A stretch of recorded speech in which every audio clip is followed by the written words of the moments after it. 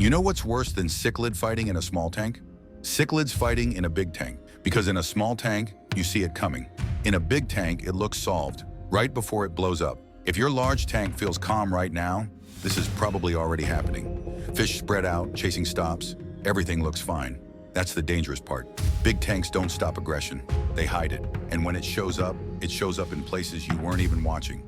There are a few reasons a 180-gallon tank becomes more chaotic than a 75. 3 makes sense once you see them. 2 sounds so backwards, people argue every time I say them. By the end of this, you'll know exactly which one is breaking your tank right now, and how to fix it without pulling fish or starting over. If you upgraded and somehow ended up with more problems, this is for you. First thing that sneaks up on people, and honestly, it's kind of hilarious once you see it.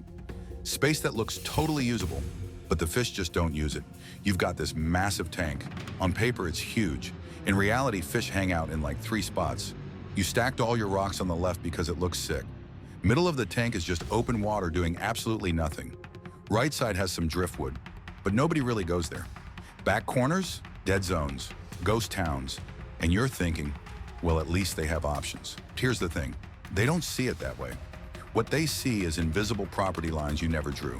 And when another fish crosses one of those lines, boom, fight starts.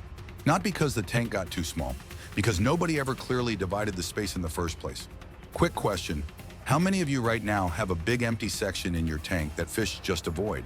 Like there's nothing wrong with it, they just never go there. Drop it in the comments because I'm curious how common this actually is. Those big empty areas that look peaceful to us, to a cichlid, that's contested territory. Nobody feels safe there. Someone's always exposed, someone's always getting tested. It's like buying a huge house, but only 2 rooms have doors. Yeah, there's space, but nobody actually relaxes. Then feeding starts doing this weird thing in big tanks, and most people completely miss it until it's too late. In smaller tanks, feeding is compact, right? Food drops in one spot, everyone rushes. 30 seconds of chaos, done. Fish back off, easy.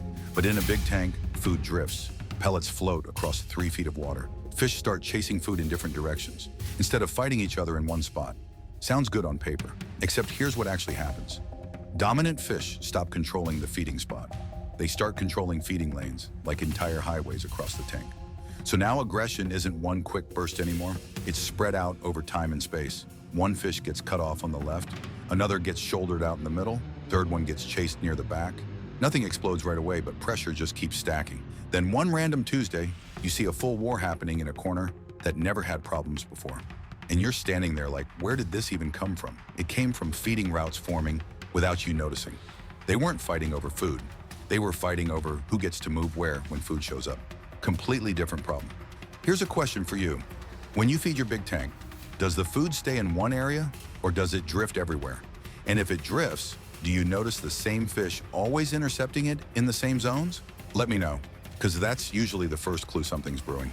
Now this next one catches people off guard because it sounds backwards until you actually see it happen. Big tanks expose personality differences you never noticed in smaller setups. In a small tank, fish have to tolerate each other. There's nowhere else to go. Everyone's forced into the same space, so they just deal with it. But in a big tank, options. And options create choices. And choices reveal who fish actually are. That mbuna that stayed glued to the rocks in your 75? Now he's out cruising open water in the 180 because he can. That peacock you thought was super chill, now he's patrolling a 6-foot route back and forth because nothing's stopping him. That hap you were sure was peaceful? Yeah, he just quietly claimed the entire right side of the tank. You didn't add aggressive fish. You gave incompatible fish room to stop pretending. And once they start acting how they're actually wired, conflict shows up real fast. It's like putting a loud person and a quiet person in a tiny apartment. They manage, they adapt, but give them a massive house and suddenly the loud one's throwing parties in the living room while the quiet one's trying to sleep upstairs, and now everybody's pissed. Anybody else notice their peaceful fish suddenly got an attitude after upgrading tank size? Or is that just me? Here's one people really don't expect, and honestly, it blew my mind the first time I figured it out. Visual pressure. Sounds fake, right? Stay with me. In a big wide tank with long, clean sight lines, fish see each other constantly, like all the time. There's no moment where their attention breaks. Even when nobody's chasing anybody, they're always aware of who's nearby. And that constant awareness keeps them alert. Alert fish react faster to everything. Faster reactions turn into way more chasing. This is why tanks with tons of open water but zero visual breaks feel tense even when nothing crazy is happening. Fish aren't relaxed, they're just watching, always watching. And fish don't have Netflix. They can't just zone out and scroll their phone. If they see another fish, they process it immediately. Threat, competition, or irrelevant. And in a wide open tank, most fish register as either threat or competition because there's nothing breaking up the view. It's exhausting for them.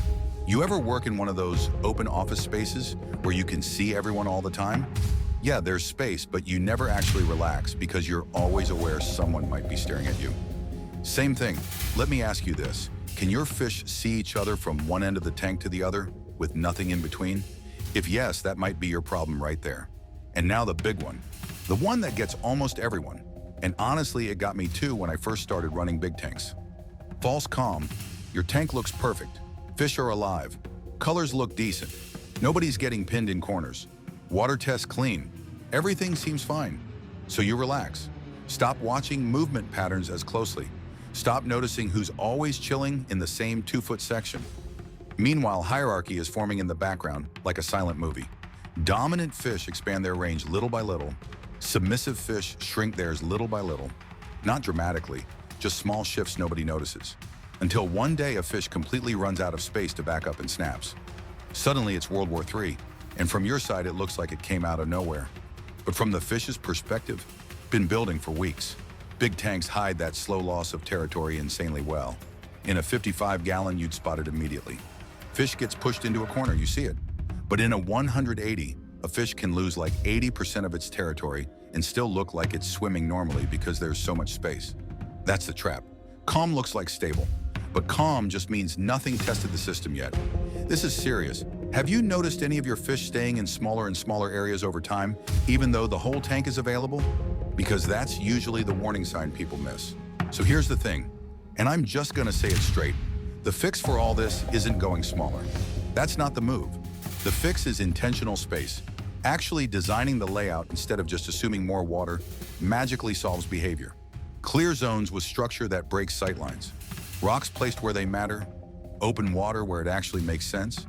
Feeding controlled in specific spots instead of letting pellets drift to random corners and creating accidental territories.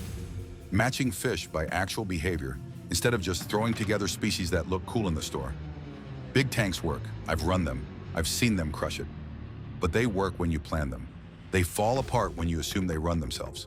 If your big tank feels unpredictable right now, if aggression keeps popping up in random spots you didn't expect, it's probably not because the tank is too big. Something about the layout, the feeding, or the mix of fish doesn't make sense to them. And once you figure out which thing it is and fix that one thing, fighting usually drops hard without you having to tear everything apart and start over. Big tanks don't forgive lazy setups. They just give lazy setups way more room to fail quietly over time. But if you actually think through what the fish need instead of what looks good to you standing outside the glass, big tanks are incredible, stable, forgiving of small mistakes, full of natural behavior you'd never see in tight spaces. You just gotta meet them halfway, because the fish are gonna figure things out either way, just not always in your favor. So real talk, which one of these 5 hit closest to home for you? The invisible borders thing? Feeding lanes you didn't know existed? Fish personalities changing after the upgrade? The visual pressure from too much open water? Or that false calm that looked stable until it wasn't? Drop it in the comments. I actually read them, and your answer might end up being the next video. Because every single one of these has a specific fix, and if enough people are dealing with the same one, we'll go deep on exactly how to solve it without ripping your whole tank apart. And if you're sitting there thinking, wait, I have a big tank and none of this is happening, congrats. You accidentally did it right. But stick around anyway, because knowing why it's working helps you keep it that way when you eventually add more fish or change something. And if this helped at all, just hit the like button so I know people actually care about big tank problems and aren't just here for the top 10 colorful cichlid videos. See you in the next one.